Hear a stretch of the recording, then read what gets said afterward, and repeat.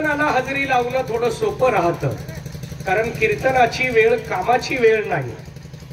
7 ते 9 ही वेळ कामाची नाही, पण 2 ते 5 ही वेळ मात्र कामाची वेळ असताना सुद्धा महिला मंडळ हजर राहिलं, म्हणून आपण कार्यक्रम करू शकलो. आणि म्हणून हा कार्यक्रम अतिशय चांगल्या पद्धतीनं या ठिकाणी संपन्न झालेला आहे. आणि अशा पद्धतीनं वारकरी संप्रदायामध्ये कार्यक्रम कितीही दिवसाचा असो त्याचा समारोप काल्याने केला जातो. काला का करावा, काला कुणी करावा, काला कसा करावा, काला केव्हा करावा, काला कुठं करावा, या सगळ्या प्रश्नांची उत्तर म्हणजे आजचं कीर्तन.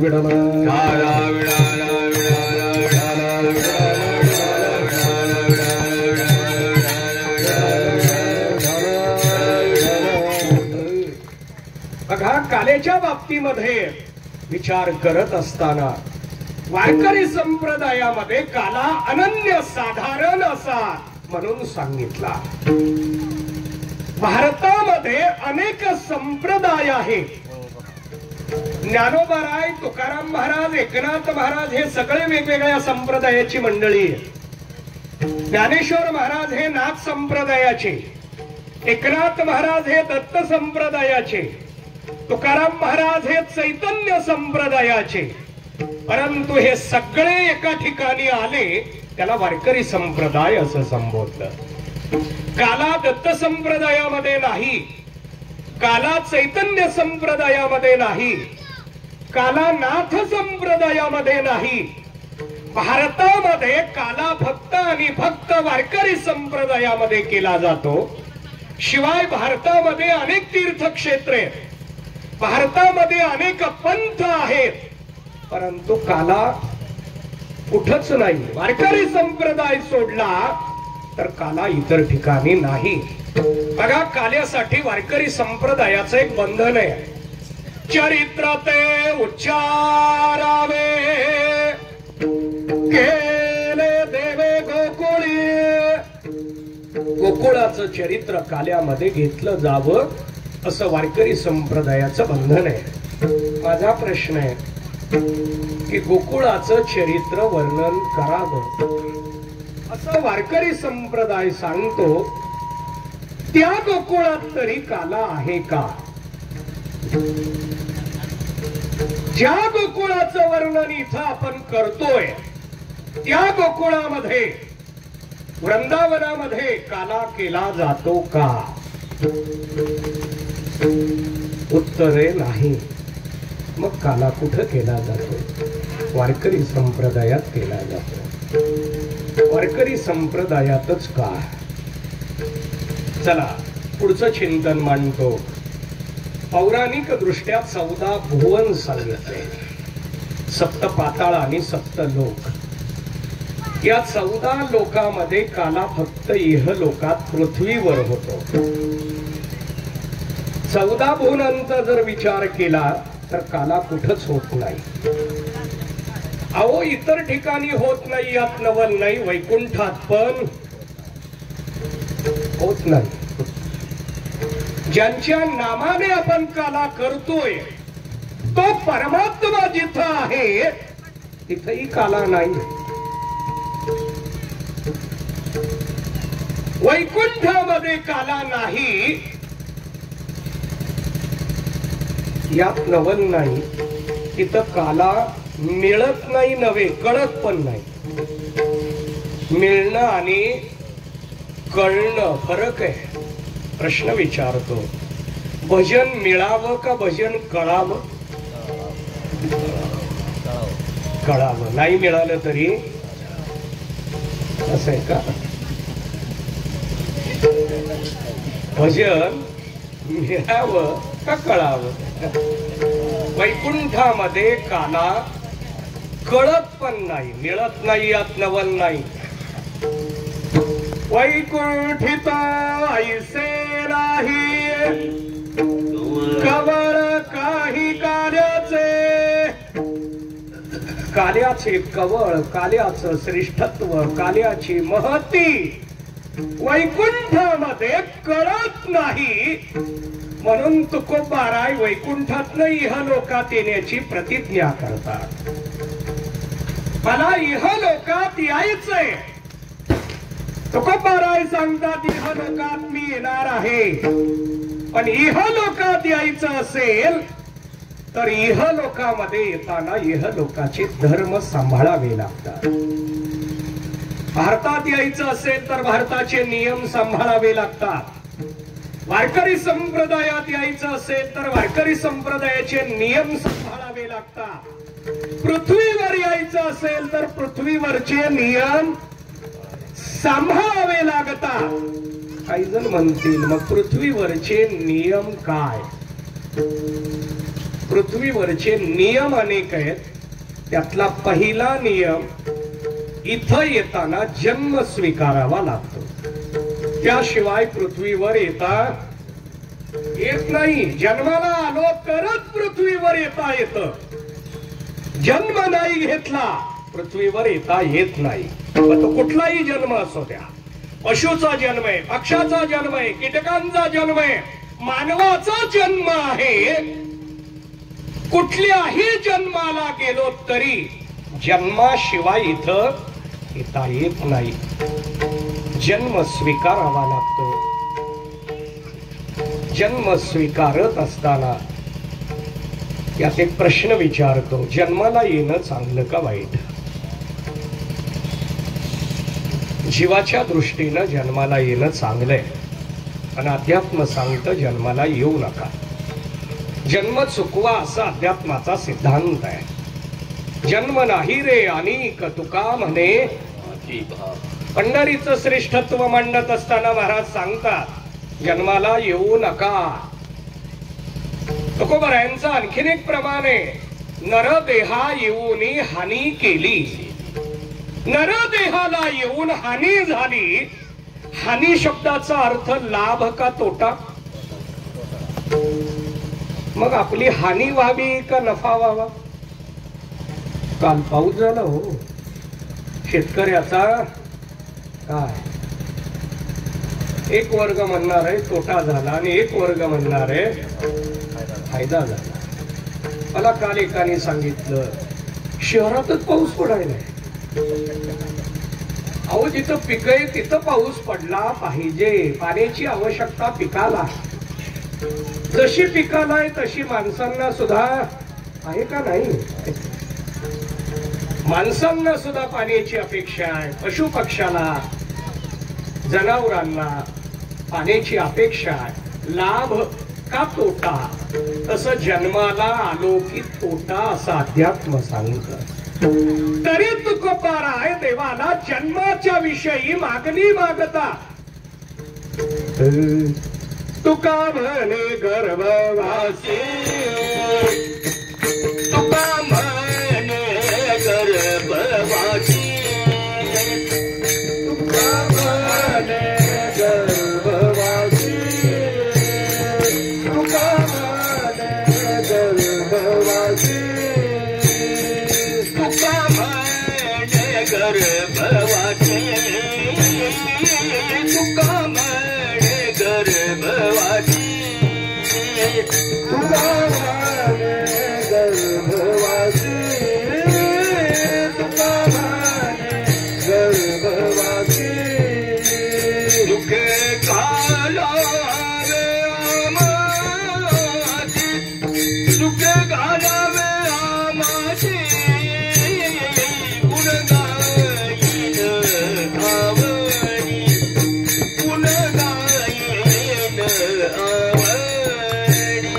दुखे घालावे आमाची, दुखे घालावे आमाची, गुण गाईन आवडी, गुण गाईन आवडी. तुका म्हणे गर्भवासी, सुखे घालावे आमासी हेची दान. देगा देवा.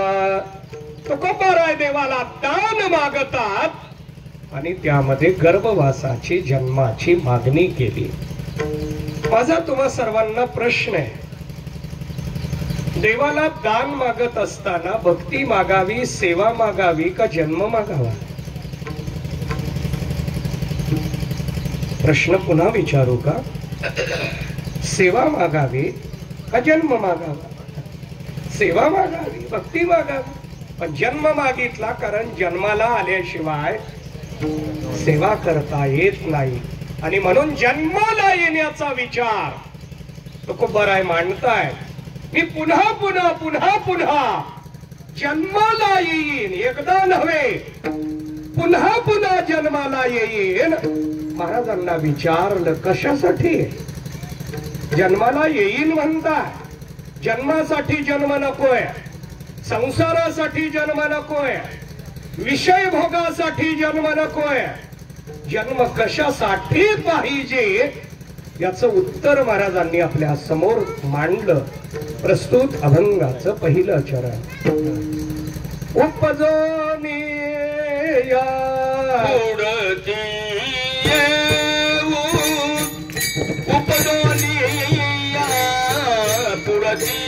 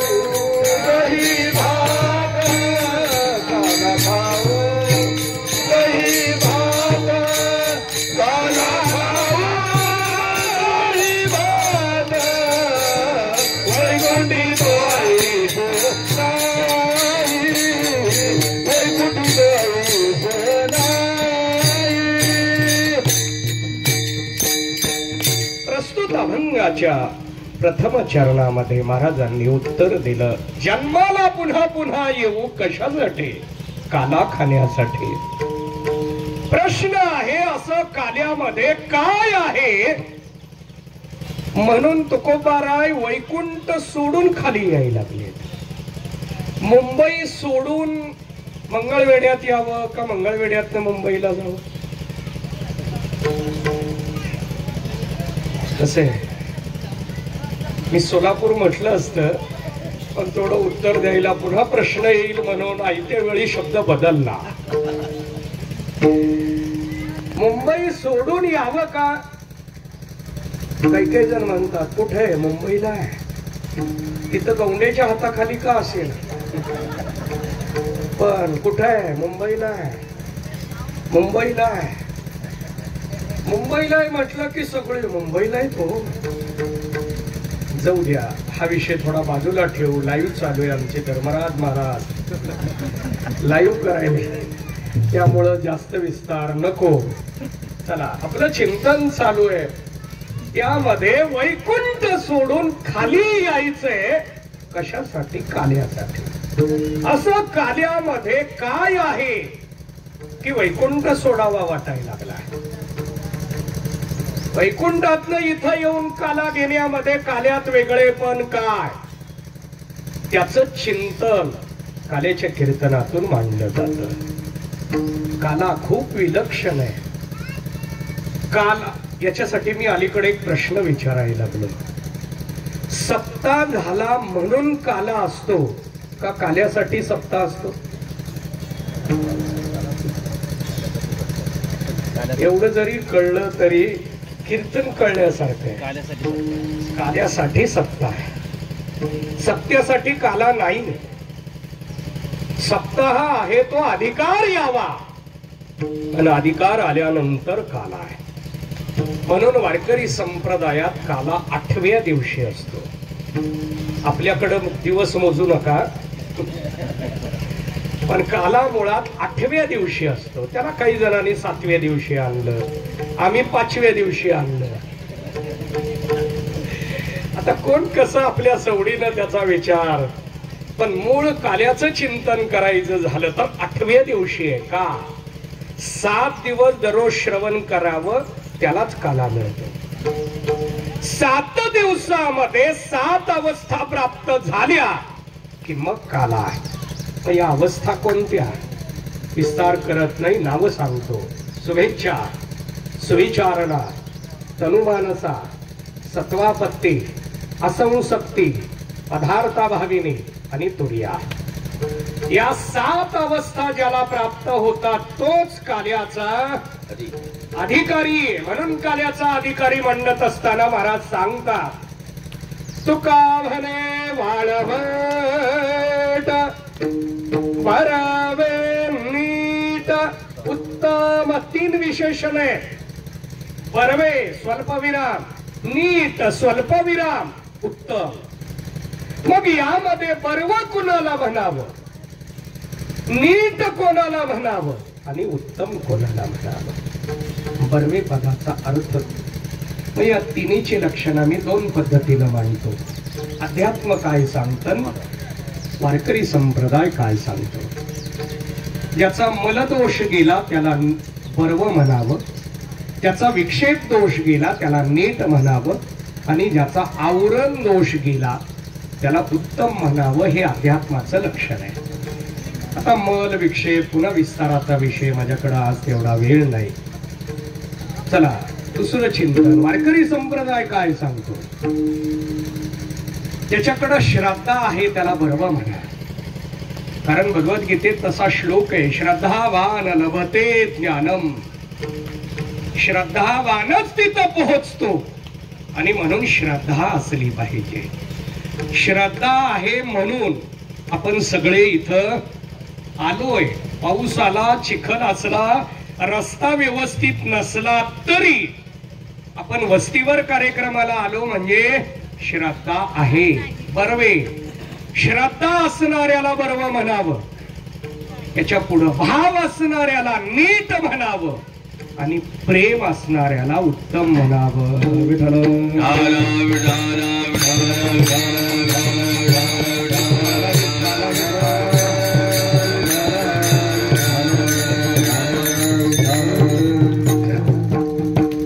बघा, 3 लक्षणा मांडल्या. आता याचा सगळा विस्तार आहे. हा काल्याचा अधिकारी आहे, पण वारकरी संप्रदायानं गोकुळ चरित्राला महत्व दिलंय.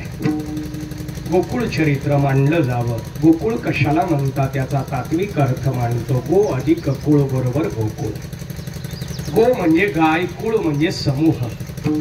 गायीचा समूह मोठ्या प्रमाणात जिथं आहे त्याला गोकुळ म्हणावं. त्याचा सूक्ष्म अर्थ सांगतो. गो म्हणजे इंद्रिय, कुळ म्हणजे समूह. इंद्रियाचा समूह म्हणजे देह, याला गोकुळ म्हणतात. पण याला गोकुळ म्हणावं का देह म्हणावं हे यशोदा आणि नंद बाबावर अवलंबून आहे. नंद हे याचे प्रमुख झाले की मग याला गोकुळ म्हणायचं. आता नंद कोणाला म्हणतात आणि यशोदा कोणाला म्हणतात, हा पण पुन्हा चिंतनाचा मुद्दा.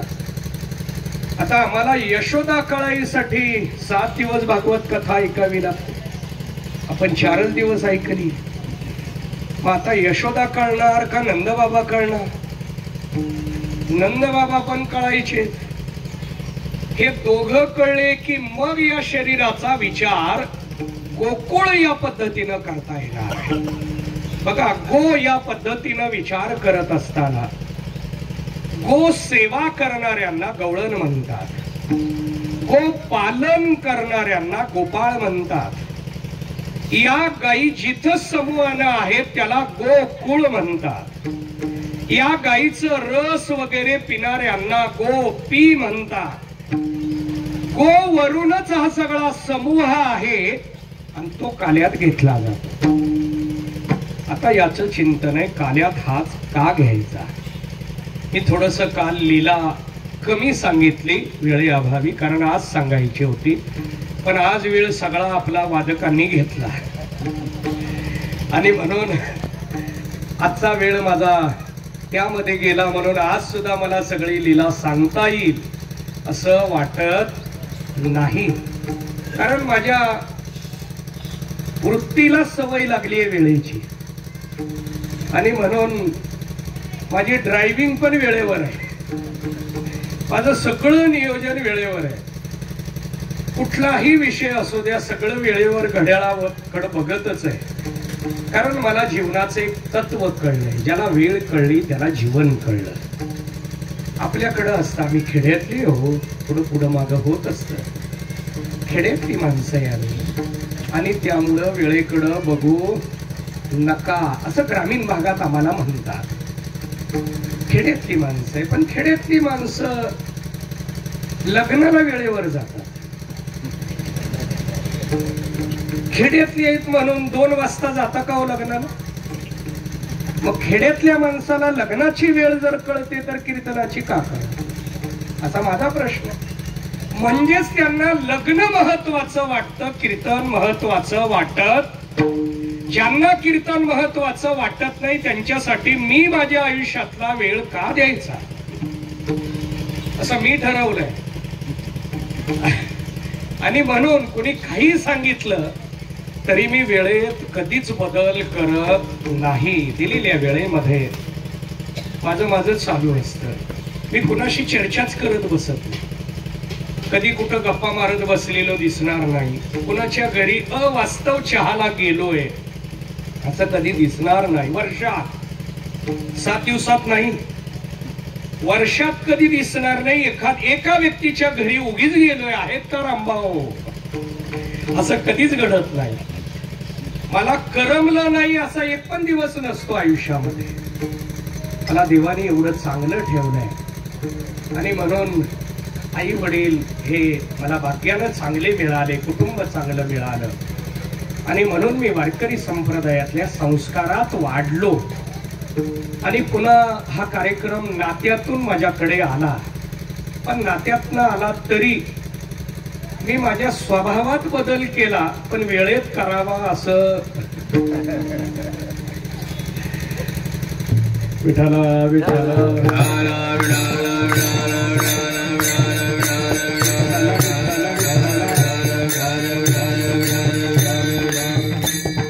चला ठीक आहे.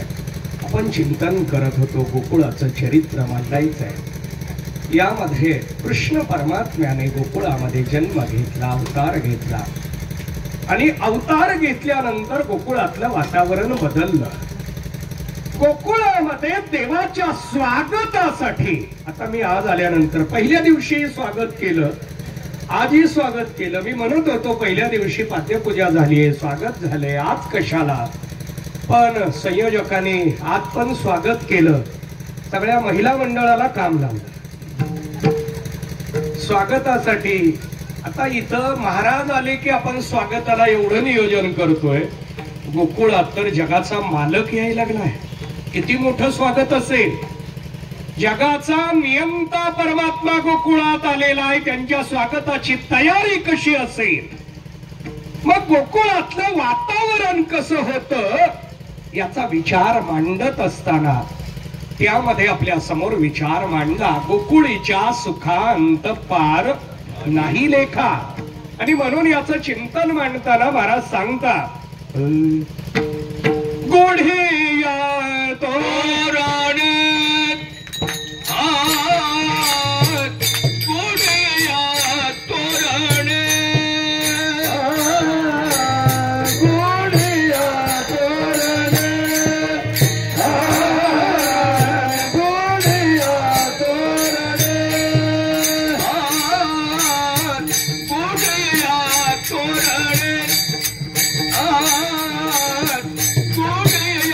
तोरण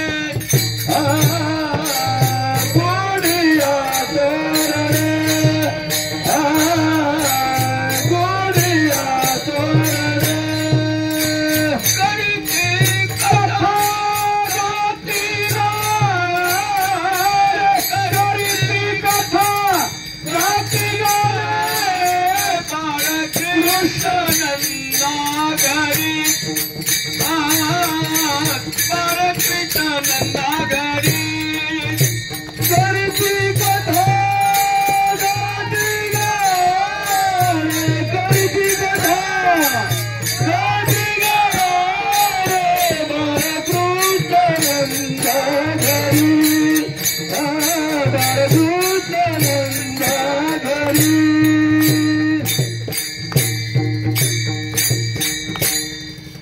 गोढिया तोरणे करीती कथा गाती गाणे बाळकृष्णानंदा घरे, आनंदल्या नर नारे. गोकुळामध्ये प्रत्येक गवळणींना वाटायला लागलं की आपण जाऊन देवाच्या अंगसंगात राहावं, देवाच्या सहवासामध्ये राहावं, देवाबरोबर आपण आपला काळ घालवावा. गोकुळातलं वातावरण सगळं बदलून गेलेलं होतं. गोकुळातला विचार हा करत असताना गोकुळामध्ये वातावरण गवळणी आणि गोपाळांच्या माध्यमातून झालेलं आहे आणि त्या पद्धतीनं चिंतन मांडत असताना बघा, गोकुळातल्या गवळणी गोपाळ हे भाग्यवान होते यात नवल नाही. तिथल्या गायी आणि वासरं भाग्यवान होते. कारण सृष्टीमध्ये जर जीवाला देहाला यायचं असेल तर ईश्वर परवानगी शिवाय येता येत नाही. ईश्वरानं पाठवलं तरच जन्माला. परंतु गोकुळात जायचं असेल तर कृष्ण परमात्म्याची परवानगी आवश्यक होती. गोकुळामध्ये कृष्ण परमात्म्याच्या परवानगी शिवाय येता येत नव्हतं. आणि म्हणून तिथं गवळण म्हणून जाणं, गोपाळ म्हणून जाणं, गाई म्हणून जाणं, वासरू म्हणून जाणं हे सगळं देवाच्या परवानगीने आणि संमतीने चालू होतं. आणि म्हणून काही गवळणींकडे देवाने जाऊन प्रेमाने मागावं, देत नसतील तर हट्ट करून मागावं, हट्ट करून पण मिळत नसेल तर भांडण करून मागावं, भांडण करून पण मिळत नसेल तर चोरी करावी. बघा, चोरी करण्याचा विचार आताच्या काळामध्ये थोडा या बाबतीत शंका आहे. तुमचा देव चोर आहे हो. म्हणून मी या विषयाकडे लवकर आलो. मला या विषयाला थोडा वेळ लागतो आणि ती मी सांगतच असतो. कारण समाज चर्चा करतात, देव चोर आहे, देवानी चोरी केली. बर केली ती केली आणि ती कीर्तनकारानं कीर्तनात सांगावी. कीर्तनामध्ये चोरी करू नये हे संस्कार करावे का चोरी करावी हे संस्कार करावे. आता मुलांवर संस्कार करायचे. बघा, आई वडिलांची जबाबदारी आहे. मुलांना पाया पडायला शिकवलं पाहिजे. पाया पडताना पण मुलांनी डोकं टेकून पाया पडावं असे संस्कार प्रत्येकाने आपल्या मुलाला दिले पाहिजे तर आई आणि वडील व्हा, असं माझं व्यक्तिगत म्हणणं आहे. आता संस्कारात आई वडील कमी पडायला लागले. शिक्षण मोठं आहे, शिक्षण वाढलं, शिक्षण द्याय पण लागले मोठ्या मोठ्या प्रमाणात. अहो, पूर्वी 2,000 5,000 फी भरायची म्हटलं की 10 वेळा विचार करायचे. पण आता सहजच सांगतात 1.25 लाख भरली, 1.5 लाख भरली, 1.5 लाख भरलेली 1.5 लाखाला सांगतात. 1.5 लाख भरले, 1.5 लाख भरले, त्याच्या कानावरती 1.5 लाख पडतात. तो कामाला चालला की त्याच्या लक्षात येतं वसूल करायचे. 1.5 लाख वसूल करायचे, हे पगारानं मिळत. मी म्हटलं नाही बरं का. मग काय करा, त्याचं डोकं चालू राहतं. 1.5 लाख, 1.5 लाख, 1.5 लाख, वर्षाला 1.5 लाख, असे 5 वर्ष 6.5 लाख रुपये फक्त कॉलेजला भरले तरी हा 35% पास आहे. पण आई वडील मात्र सगळ्या गावात सांगतात 1.5 लाख भरून घातलं कॉलेजमध्ये. पण तिथं तो कुठं फिरतो याच्याकडे लक्षच नाही. माझं स्पष्ट म्हणणं आहे, चांगल्या कॉलेजमध्ये ऍडमिशन घेतो आम्ही, उच्च दर्जाच्या शिक्षणाकडे कल आहे, पण संस्कारात अभाव आहे. मुलांवर संस्कार केले पाहिजेत तर त्या शिक्षणाला महत्व आहे. स्वयंपाक चांगला केलाय पण वाढायलाच कोणी नाही, काही उपयोग होईल का? मग पुन्हा सगळे निघून गेल्यावर अरे जामून राहिली की वाढायचे. जामून केले होते हो पण वाढायचे राहिले. तसं व्हायला लागलं. आपलं शिकवलं भरपूर पण शिकून आलेली मुलं आई वडिलांना शिक्षण दाखवायला लागले. पप्पा तुम्हाला काही कळत नाही. चालू विज्ञान चालू शिक्षण आम्हाला माहिती आहे. माझं नेहमी सांगणं आहे ज्यांना काही कळत नाही त्यांचा हा मुलगा पप्पालाच म्हणतोय मी शिकून आलोय तुम्हाला काही कळत. अरे तुला शिकवायचं त्यांना कळलंय. तुला किती शिकवावं, अर्धवट ठेवावं का ठेवू नये, तू शिक्षण पूर्ण करावं याच्यासाठी त्यांनी कधीच कपडे घेतले नाही. वर्षभर जुन्या कपड्यावर राहिले पण त्याची फी भरली हे कळत होतं आई वडिलांना. पण तो एका वर्षात आई वडिलांना सांगतो तुम्हाला काही कळत. म्हणून मुलांवर संस्कार करणं हे गरजेचं आहे. माझ्या दृष्टीनं मुलांवर संस्कार करण्याची पहिली जबाबदारी या वर्गावर आहे.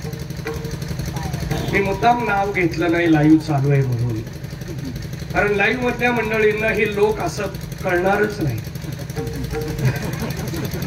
आता माझ्याकडे ते कौशल्य आहे आणि म्हणून या वर्गाकडे मुलं जास्त असतात. हा वर्ग सगळा कष्टाकडे असतो त्यामुळं मुलांजवळ यांचा वेळ कमी जातो. म्हणून संस्काराची खरी जबाबदारी पहिल्यांदा या वर्गावर आहे आणि म्हणून संस्कार केले पाहिजे. वडील घरी नसताना हे सगळे त्याच्या वडिलाला मागे एकेरी बोलतात. म्हणून मुलं सुद्धा पप्पाला तसं बोलतात. मी सांगू का तुमच्या इकडं आहे? जाऊ द्या ठीक आहे पुढे जाऊ आपण.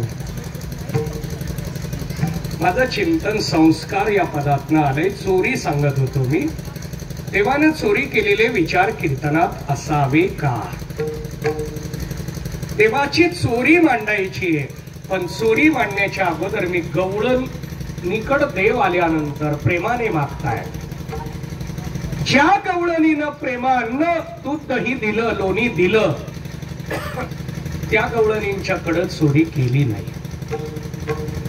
कारण देवाच्या मनात एक भाव आहे. गोकुळातलं दूध दही मथुरेकडं जाऊ द्यायचं नाही. काही जण म्हणतील आपल्यातलं बाहेर गेलं तरच पैसा येईल. हो एक्सपोर्ट झाला पाहिजे. काय कांदा तर भाव येणार आहे. दूध दही तूप लोणी दुसऱ्या गावाला गेलं पाहिजे. ते मथुरेला गेलं तरच पैसा येईल आणि पैसा आला तर गावाचा विकास होणार. मग मथुरेला गेलं म्हणून कुठं बिघडणार आहे. पण कृष्ण परमात्म्याच्या मनात हा भाव होता की गोकुळातलं दूध दही तूप लोणी हे तिथल्या भगवत भक्त रूपी गाईच आहे. त्यामुळं ते प्राशन करणारा सात्विक बनणार आहे आणि सात्विक बनल्यानंतर देवाला ती मंडळी आवडतात. कुळी कन्या पुत्र होती जे कयाचा हरीक वाटे देवा. देवाला तो आवडणारा ठरतो. त्याच्याबरोबर युद्ध करणं देवाला शक्य होणार नाही. म्हणून सगळ्याला समजावून सांगितलं बाहेर नेऊन विकू नका. पण कोण ऐकणार? कृष्ण परमात्मा लहान. कृष्ण परमात्म्याची संघटना सुद्धा लहान. कोण ऐकणार? कोणच ऐकेना. ऐकेना म्हणून चोरी केली. हा पहिला मुद्दा. चला दुसरा मुद्दा मांडतो. या ब्रह्मांडावर सत्ता कोणाची? त्याची. नामदेव राय सांगतात ऐसा तू समर्थ ब्रह्मांडाचा धनी वर्म हे जाणूनी नामदेवराय सांगतात तो ब्रह्मांडाचा धनी आहे, मालक आहे. आता तो विश्वाचा ब्रह्मांडाचा मालक आहे म्हटल्यानंतर गोकुळाचा आहे का नाही? नक्की. मग गोकुळाचा मालक आहे तर गोकुळातल्या दूध दही तूप लोण्याचा मालक आहे का नाही? मग त्याचं दूध दही तूप लोणी काढून घेतलं म्हणून कुठं बिघडलं? त्याला चोरी म्हणायचं का? हा माझा दुसरा मुद्दा आहे. काही जण म्हणतील तो मालक आहे हो, पण आता दूध दही आमच्याकडे मागून घ्यावं, काढून घ्यावं का? बघा, ज्याच्याकडं जामून वाढायची पाठी दिली आहे त्याला समजावून सांगून मागून घ्यावं का बळजबरीनं त्याच्या पाठीतनं घ्यावं? तसे जामूनकड लक्ष लवकर जातं म्हणून मी ती उदाहरण देतो बरं. बाकी पदार्थापेक्षा या पदार्थाकडे लोकांचं लक्ष खूप असतं. इतर पदार्थ पण गोडच आहे, लाडू असेल, जिलेबी असेल, पण तरी जास्त लक्ष कशाकडे आहे? जामूनकडे आहे. बघा, जामून सुद्धा पचणारच आहे पोटात आणि जिलेबी सुद्धा. पण काय आवडतं? असू द्या, ठीक आहे, चांगली गोष्ट आहे. विचारावर या सगळ्या गोष्टी अवलंबून आहेत. परंतु मागून घ्यावं, तसं देवाने सुद्धा मागून घ्यावं. पण देवानी चोरी करून का घेतलं? देवानी भक्ताला मागून घेतलं तर मिळालं नसतं का? मागून घ्यावं, चोरून का घेतलं? बघा, देवानं चोरी केली, पण कशाची चोरी केली? चैतन्य चोरीले माझे, चैतन्य चोरीले अवघे पारुषले दीन देह. हरिने माझे हरिले चित्त, भार वित्त विसरले. हरिनं चित्ताला हरण केलं आणि म्हणून चित्त चोर. देवानी लोणी वगैरे नाही, चित्ताची चोरी केली. मग यामध्ये प्रश्न आहे, देवानी चित्ताची तरी चोरी का केली? चित्ताची चोरी करावी का असा प्रश्न मांडला जाणार आहे. चित्ताची तरी चोरी का केली त्याचं चिंतन आपल्याला करायचं आहे. सर्वांनी मोठ्या प्रेमानं एक वेळ भजन करू, नंतर उर्वरित चिंतन. विठोबार कुमारी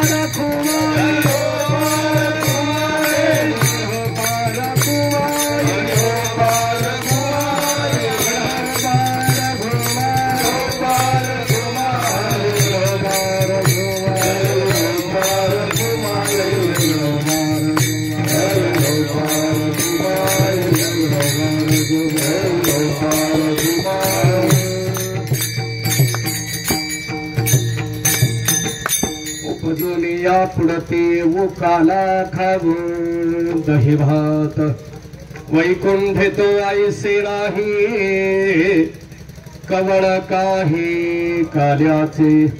जगद्गुरु तुकोबारायांच्या या अभंगाच्या अनुषंगाने आपण चिंतन करतोय की गोकुळातलं वर्णन हे गवळणी गोपाळांच्या माध्यमातून करत असताना देवानं चोरी केली, पण कशाची केली? लोण्यासारख्या चित्ताची केली. आताच्या काळामध्ये लोण्याची व्याख्या करावी लागते. लोणी कशाला म्हणतात? कारण आताच्या मुलांना लोणी माहीत आहे का असा प्रश्न विचारावा लागतो. कारण लोणी मुलांना माहीत होऊ न देण्यासाठी कोण कारण आहे? तुम्ही सांगता का मी सांगू? मुलाला लोणी माहित नाही हो, याला कारण कोण आहे? माझ्या दृष्टीनं आई कारण आहे. कारण त्याला लहानपणापासून काय द्यावं हे जास्त वडील ठरवतात का आई ठरवतात? आई ठरवते. बघा अलीकडं आईला त्याला खाऊ घालायला वेळ नाही म्हणून मोबाईल देतात. जन्माला घालू नका ना वेळ नाही तर. कोणी सांगितलं जन्म द्यायला? वेळ नाही तर आहे त्या वेळेत वेळ घालवावा. का जन्माला घालावं? कोणी सांगितलं? आई व्हा, वडील व्हा. वडील होण्याची घाई आहे, पण सांभाळण्याची जबाबदारी पार पाडता येत नाही. त्या मुलाला मोबाईल देतात तर मग खाऊ घालतात. आपल्याला त्याची जबाबदारी जर पार पाडता येत नसेल, बाकी माध्यम नाही का, इतर साधनं नाहीत का, मग पहिल्यांदा शिक्षण घ्यावं, काही काळ घालवावा, मग जन्माला घाला. पण आमच्याकडे आता इतका बदल आहे. मी यावर खूप बोलत असतो, परखड बोलत असतो, कारण आम्ही त्याचं नुकसान करायला लागलोय. त्या बाळाचं, त्या पिढीचं नुकसान आम्ही करतोय. आई आणि वडील हे दोघे जास्त जबाबदार आहेत असं माझं व्यक्तिगत म्हणणं आहे. त्याला काय खाऊ घालावं आईलाच वाटतं. 40 पर्यंत याचे गुडघे राहिले नाही पाहिजे म्हणून ती त्याला लोणीच माहीत होऊ देत नाही. आत्ताच्या लहान बाळाला भजे पापड लवकर माहीत झाले. वडापाव लहान बाळाला कळायला लागला. त्याला लोणी माहीत होईना, तूप माहीत होईना. एखाद्या बाळाला जर म्हटलं तूप घेतो का, आईच सांगते त्याला आवडत नाही. अहो शरीराला काय गरजेचं आहे हे खाऊ घालण्याची जबाबदारी आपली आहे. आणि म्हणून देवानं ते खाऊ घातलंय. सहज मिळेना म्हणून चोरून खाऊ घातलंय. दूध, दही, तूप, लोणी वगैरे चोरून खाऊ घातलंय. देवानी चोरून घरी आणलं नाही, गोपाळांना खाऊ घालण्यासाठी चोरी केली आहे. आता याचा पुन्हा विस्तार आहे की घरी नव्हतं का, चोरून आणायची काय गरज आहे? अहो घरी 9 लाख गायी आहे. कालच चिंतन मांडलंय मी. एवढं घरी दूध असताना सुद्धा बाहेर नका आणावं. हे मथुरेत जाऊ नये म्हणून आणलंय. मथुरेत जाऊ नये म्हणून आणलं. आणि त्यांना देत असताना देव सांगताय, तुम्ही भारे दोहीकडे मुख पसरून निगडे, आजी देतो पोट भरी, पुरे म्हणाल पोट भर खाऊ घालतो का? भजे पापड पोटभर खा. काय खा? भजे खा, पापड खा. मग ती 40 मध्येच थांबायला लागलं. अहो पूर्वी माणसं सांगायची 1-1 क्विंटलचं पोतं पाठीवर घेऊन गाडीत टाकायची. आता 1 किलोची पिशवी मुलांना उचली ना, त्याला दुसरीने मदत करावी लागते. हा भजे पापडाचा परिणाम. लोणी माहीत झालं पाहिजे याच्यावर बोलायला लागलोय बरं का. नाहीतर काही जणांना वाटेल काय चालू आहे. कृष्ण परमात्म्याने लोणी चोरलं याच्यावर मी प्रबोधन करायला लागलो. आत्ताची गरज आणि त्यावेळचा विचार याला मी थोडं समन्वयात आणलं. कृष्ण परमात्म्याने चोरून खाऊ घातलं. यामध्ये लोणी कशाला म्हणतात हे तुकोबारायांना 350 वर्षापूर्वी लक्षात आलं. आणि म्हणून तुकोबारायांनी लोणीची व्याख्या केली. मृदू सभाय नवनीत तैसे सज्जनाचे चित्त तोची साधू ओळखावा, देव तेथेचे जाणावा. लोणी कशाला म्हणतात? जे सबाह्य मृदू आहे. याच्यावरून मी नेहमी चिंतन मांडत असतो. आतमध्ये मऊ आहे, बाहेर कठीण आहे, त्याला लोणी म्हणतात का? जे बाहेर मऊ आहे आत कठीण आहे त्याला लोणी म्हणतात का? नाही. सबाह्य मृदू, अभंगातच तसे शब्द आहे. मृदू, सबाह्य, नवनीत. नवनीत शब्दाचा अर्थ लोणी. आत बाहेर मऊ आहे. आपल्याकडं अशी माणसं आहेत, काही बाहेर कठीण आहेत, आत मऊ आहेत. त्यांना आपण फटकळ म्हणतो. काही जण बाहेर कठीण आहे, आत मऊ आहे. मग बाकीची जाऊ दे, त्यांच्या शब्दावर जाऊ नका हो. माणूस मनाने खूप मऊ आहे, आतनं मऊ आहे, बाहेरनं पण मऊ व्हावं, बदलावा स्वभाव, बाहेरचा कठीणपणा सोडावा. काही जण म्हणतील सोडता येत नाही, सत्संग करावा. पंढरपूर फक्त 11 किलोमीटर आहे. सत्संग करावा, वारीला जावं, नामचिंतन करावं, भजन करावं, वारी करावी. दर महिन्याच्या एकादशीला चालत जायचं ठरलं तरी 2 तासात पंढरपूर. बाहेरून पण मऊ होता येणार आहे. काही जण बाहेर मऊ आहे, आतमध्ये कठीण आहे, तरी म्हणतात त्याच्या शब्दावर जाऊ नका बर का. तो आतून कसा आहे, हा कठीण आहे, त्याच्या बाबतीत असं म्हणतात बघा, तो आतल्या आहे तुमच्या इकडे. बघा मला हे अजून लक्षात आलं नाही, माणसांना दुसऱ्याची आतली गाठ कळते पण कीर्तन कळत नाही. मला याचं उत्तरच मिळालं नाही. कीर्तन खूप जड झालं हो. काय सांगितलं की अवघड वाटलं बघा. आतल्या गाठीचा माणूस कळतो पण कीर्तन कळत नाही. जाऊ द्या, 2 माणसं सांगितली मी. एक बाहेरून कठीण आहे, आतून मऊ आहे. एक बाहेरून मऊ आहे, आतून कठीण आहे. एक आत बाहेर कठीण आहे आणि एक आत बाहेर मऊ आहे. याचं चित्त देवानी चोरावं. महाराजांचा तसा अभंग आहे. मधुरा वाणी ओटी तुका म्हणे भावपोटी. वाणी मधुर असावी, बोलणं मऊ असावं आणि मन पण मऊ असावं. काही काही जण म्हणतात खरं बोलतोय म्हणून कडक बोलतोय. ज्ञानोबरायांनी या मंडळींसाठी एक ओवी खर्च केली बघा. बोलणं खरं असलं म्हणून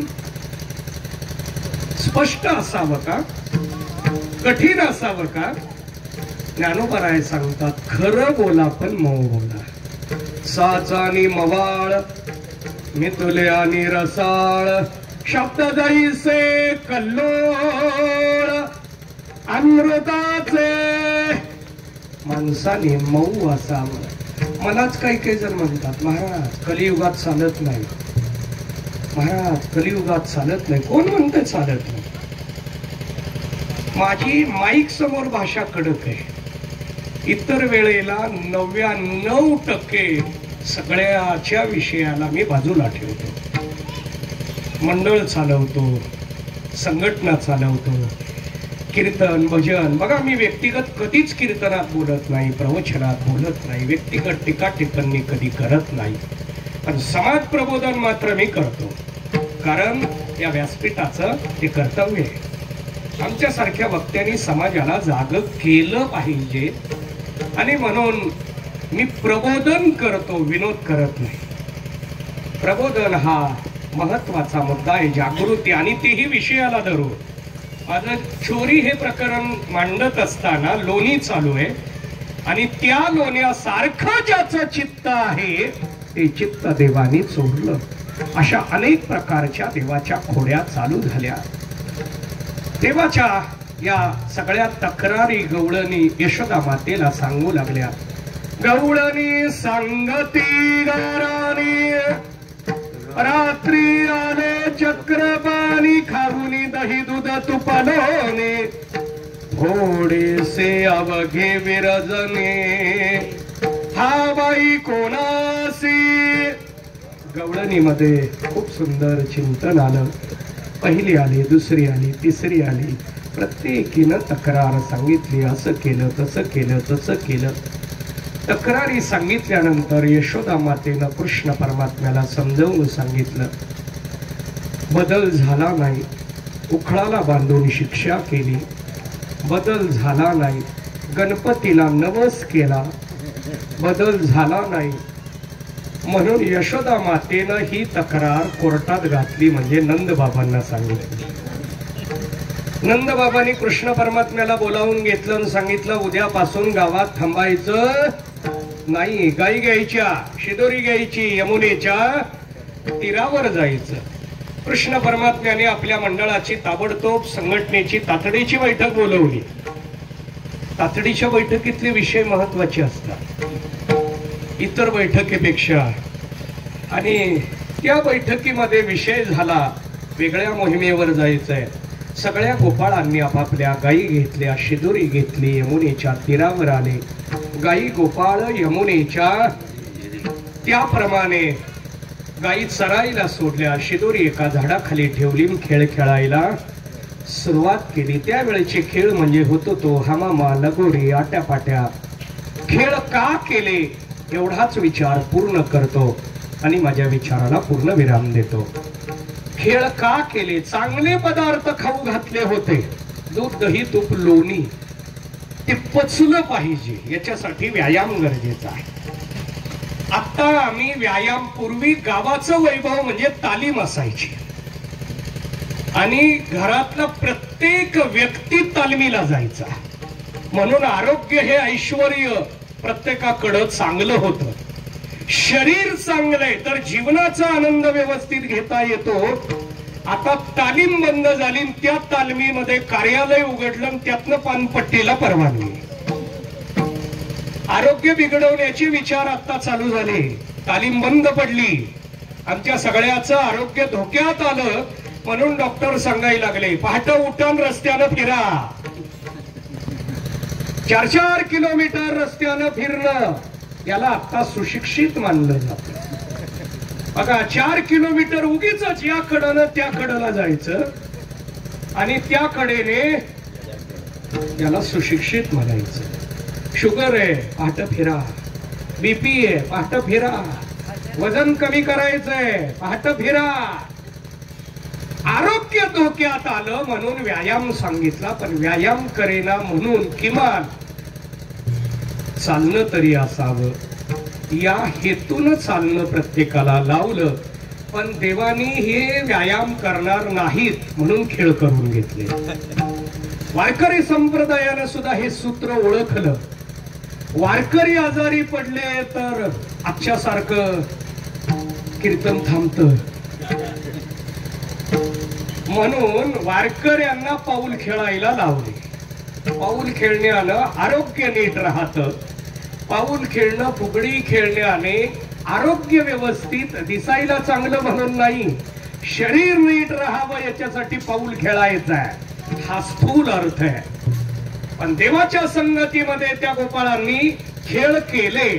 गायनाचे उडे आपुलिया, छंदे मनाची आनंदे आवडीने, त्यातला बारकावा मांडतो आणि समन्वयाने विचाराला पूर्ण विराम देतो. स्थूल रूपाने व्यायाम करून घेण्यासाठी खेळ केले, पण याचा सूक्ष्म अर्थ असा की देवाच्या संगतीमध्ये काला घेताना, लीला करताना ब्रह्मरस आणि भक्तिरस उत्पन्न होतो. तो सेवन करून पचवता यावा याच्यासाठी खेळ केले. आपल्याला सुद्धा ब्रह्मरस पचवता आला पाहिजे. अहो, साधे रस पचवता येईना मला. अक्षय तृतीयेला जर आमरस दुपारी खाल्ला, रात्री जेवायला सुट्टी. काय आज स्वयंपाक नाही का? दुपारचं शिल्लक आहे, जाऊ द्या, जास्त नको. वेळ सोडून आपण 20 मिनिट पुढे. मी काही जाणीवपूर्वक पुढं आलो नाही, म्हणजे बोलत बोलत पुढं आलो नाही. आज इथं जास्त वेळेला काटेकोर बघायचं नाही म्हणून पुढं आलोय, पण लई नाही, 20 मिनिट आलोय. समारोपात आणखीन 15 मिनिट आपली जाणार आहे, त्यामुळं जास्त पुढं नेणार नाही. पण एवढाच समन्वय साधू आपण. ब्रह्मरस, भक्तिरस पचावा म्हणून देवानी लीला केली. गोपाळ मंडळी म्हणू लागली, खांदे भार पोटे भूक, काय खेळा याचे सुख. देवा आता बस करा म्हटली, किती वेळ चालणार आहे. आणि म्हणून देवाला सांगितलं की आता बस करा, भूक लागली. देवाने सांगितलं माझी जशी शिदोरी आहे तशी घेऊन या. गोपाळ मंडळी देवाला म्हणायला लागले, शिदोरी वाटण्याची जबाबदारी तुझ्याकडे होती, आम्हासी का दिली वांगुली रे कानोबा, तुझी घोंगडी चांगली रे, शिदोरी देत असताना तुला चांगली बघून घेतली आणि आम्हाला तुझ्यासारखी मागतो काय? काही माहित नाही, जशी तशी तुला घ्यावी लागेल. आणि म्हणून देवाचा नाविलाज झाला, सगळ्याची शिदोरी एकत्रित केली, त्याचं मिश्रण केलं, त्याला म्हणतात काला. हा काला देवसंगतीमध्ये गोपाळांनी घेतला, पण तो देवसंगतीतला काला संत संगतीमध्ये आणला. तुका म्हणे काला वैकुंठी दुर्लभ, विशेष हा लाभ संत संगे. हा देवसंगतीतला संत संगतीत कोणी आणला? ज्ञानेश्वर माऊले ज्ञानराज माऊले, ज्ञानराज माऊले तुकाराम, ज्ञानेश्वर माऊले ज्ञानराज माऊले, ज्ञानेश्वर माऊले ज्ञानराज माऊले तुकाराम, तुकाराम तुकाराम तुकाराम तुकाराम तुकाराम तुकाराम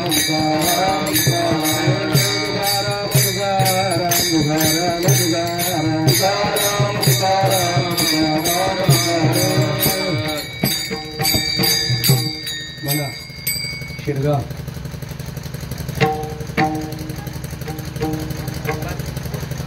तू महाराज आहे का? अजनसोड म्हणणार आहेत का? म्हणा दोघं पण या, तुम्ही या म्हणा. तुका म्हणे वाळवंट,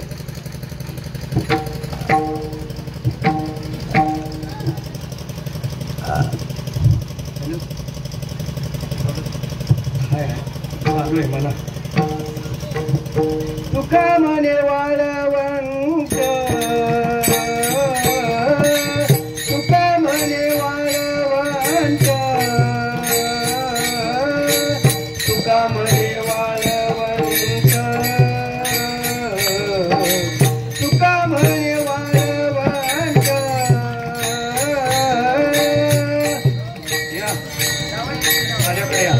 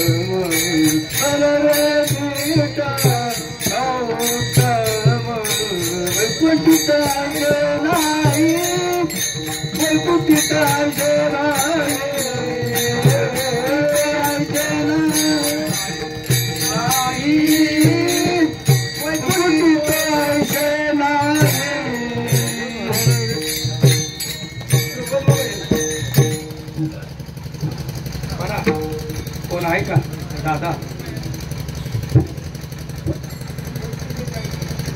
वैकुंठी तो ऐसे नाही, दिडका आहे. कवळ काही कार्याचे वैकुंठ तो ऐसे नाही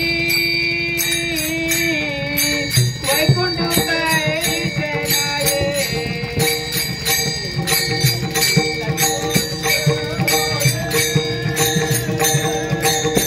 अरे शिरगाव म्हणताय का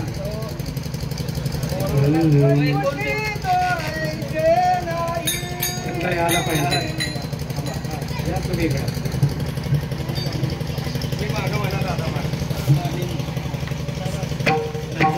वैकुंठी तो ऐसे नाही वैकुंठी तो ऐसे नाही वैकुंठी तो ऐसे नाही वैकुंठी तो ऐसे नाही वैकुंठी तो ऐसे नाही वैकुंठी तो ऐसे नाही